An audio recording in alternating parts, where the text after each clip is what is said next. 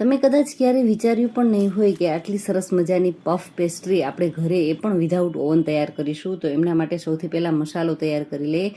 તો બસ ચમચી એક તેલની અંદર રૂટીન મસાલાઓ એડ કરી દઈશું અને સાથે સાથે જ વટાણા, આદુ મરચાંની પેસ્ટ અને બટેટા છે એ નાખી દઈશું. બધા જ રૂટીન મસાલાઓ, ખાટો મીઠો અને તીખો ટેસ્ટ આવે એ રીતના બધા મસાલા ઉમેરી દઈશું. છેલ્લે ધાણા ભાજી ઉમેરી સરસ એવું મિક્સ કરી લેશું. એમને સાઈડ પર ઠંડુ થવા રાખી દઈશું.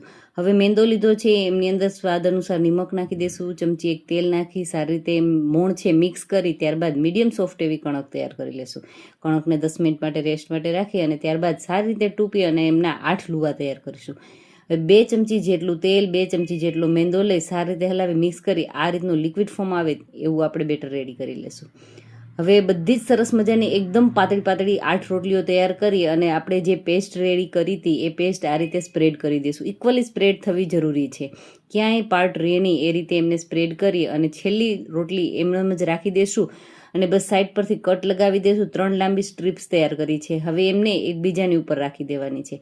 આ રીતે બધી જ છે એકદમ સારી રીતે ફેલાવી દેશું એકબીજાની ઉપર અને ત્યારબાદ સાઈડ પરથી કટ લગાવી દેશું અને વધારાનું છે એ કાઢી લેશું અને એમના સરસ મજાના સ્ક્વેર પીસીસ રેડી કરી લેશું.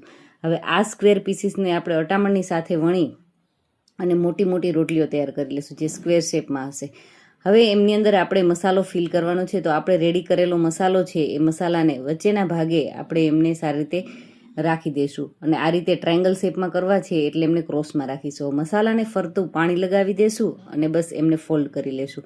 અને જ્યાં પાણી લગાવેલું છે એ ભાગને જ એકદમ હળવા હાથથી પ્રેસ કરી દેશું, ખુલે નહીં એમની થોડી કાળજી રાખીશું.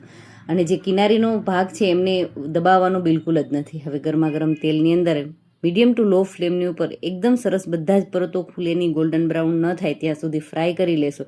એટલે એકદમ ઝટપટ, બિલકુલ આસાનીથી ઓછા ખર્ચની અંદર અને એકદમ હાઇજેનિક આપણે ઘરે પફ બનાવી અને તૈયાર કરી શકશું.